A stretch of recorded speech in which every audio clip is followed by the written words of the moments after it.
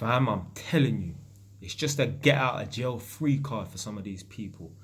So a man said certain black people love to move like black people are treated different in order to cope and give excuses for their shortcomings. It's the realest truth ever. I would love, I wish I had a crystal ball, so I could show you lot. I was going to say where I would be, but where I wouldn't be if I had that sort of mindset. So there's certain black people out here who they believe strongly in this black oppression, but they also like my content, because if you don't know anything about my content, it's completely opposite to this black oppression sort of mindset.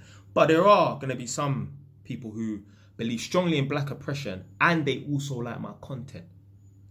If I had this crystal ball, that wouldn't even be possible, If I believed in black oppression, do you think there would be a JWise TV, blood? I would love, I'd love to have a crystal ball, If I believed in black oppression, I wouldn't be in this house.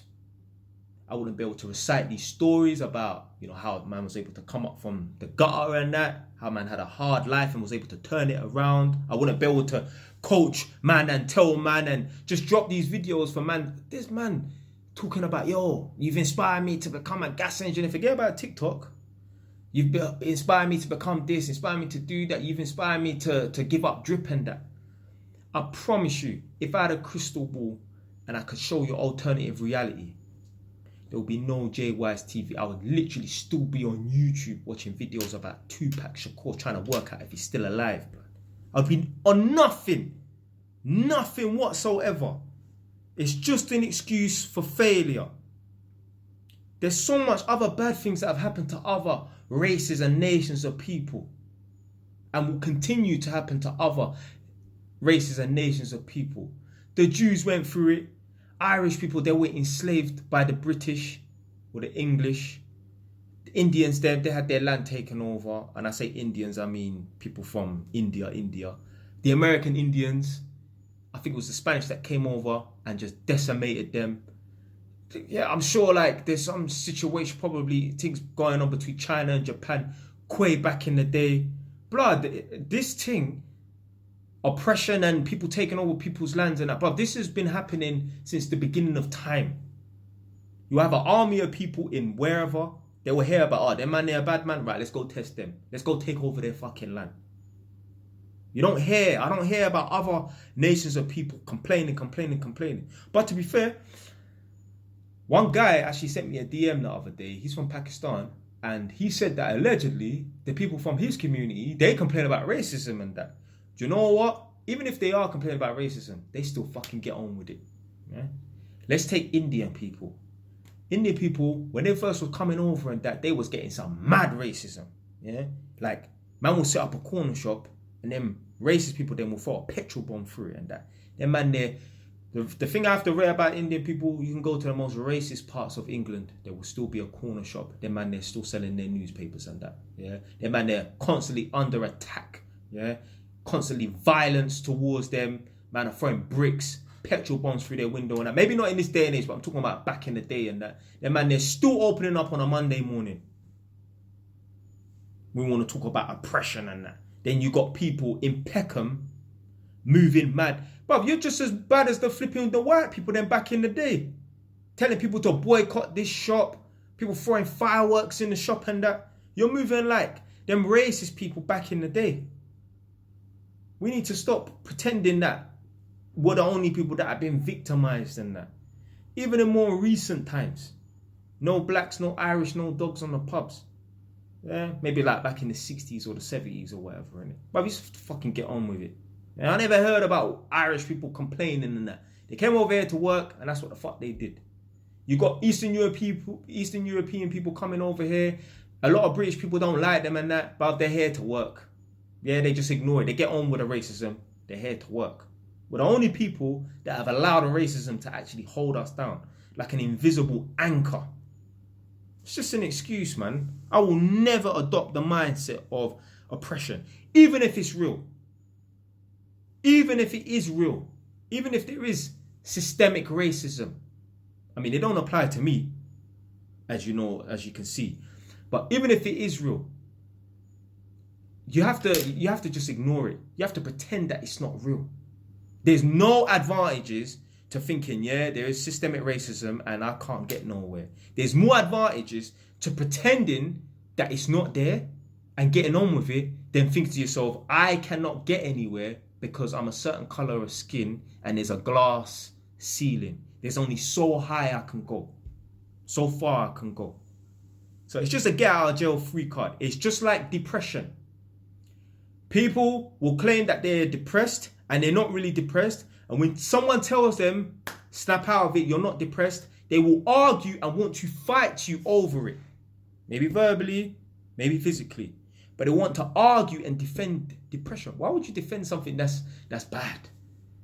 You should, if someone is depressed and someone's telling you, yo, you're not depressed enough, maybe you should think, you know what, maybe I'm not depressed.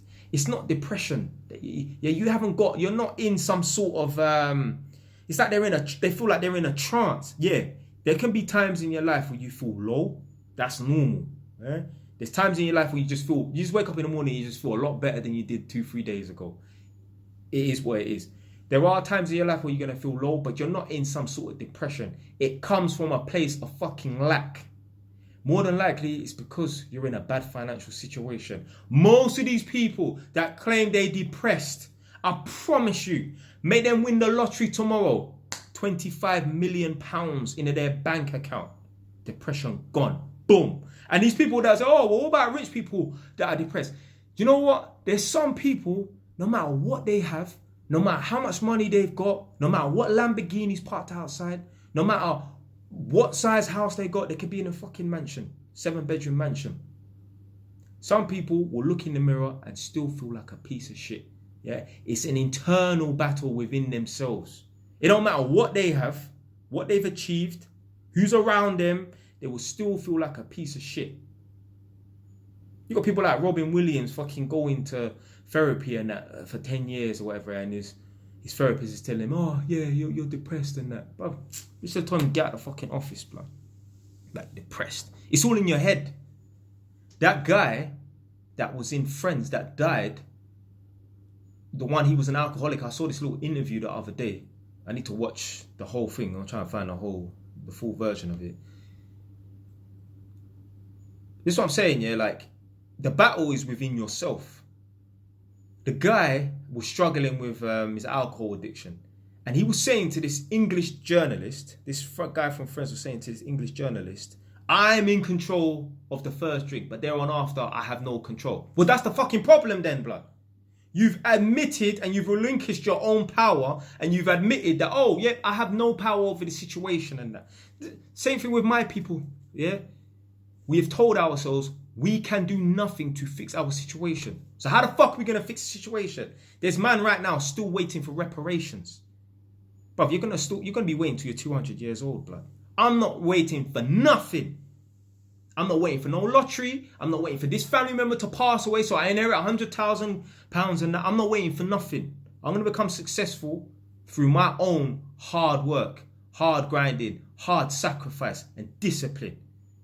I'm not waiting for no fucking golden lottery ticket or whatever. Certain people right now, they believe in, it's not what you know, it's who you know. That is an excuse to not put in the fucking work. So they can sit around for 2 decades and wait for this magical human being, this mythical person to come around and enlighten them and fix their situation and bring them down. That's why I don't rate a lot of the man them and that. A lot of people in the urban community and that, they rely and they put a lot of weight on this. It's not what you know, it's who you know. It's laziness. You're just waiting for the right person to come around to help you and bust you on your situation. You got to help yourself. And the thing is as well, when you actually become that person that you're waiting around for to fix your situation and bust you and that, then magically you will find a lot of like-minded people. But I promise you, until you become that person, you're not going to meet none of those people because they're not going to want to be around you. Like attracts like. You meet a person who is a doctor or a lawyer or a banker, they will have friends in a similar high profession. You're not going to find someone who is a doctor, a lawyer or a banker friends with a homeless person. Likewise, you're not going to find too many homeless people that are friends with high-flying bankers, lawyers, doctors, accountants and that. No way. No way. Like attracts like. But so you're never going to meet these people that you're hoping to meet if you're not one of them. You got to become one of them.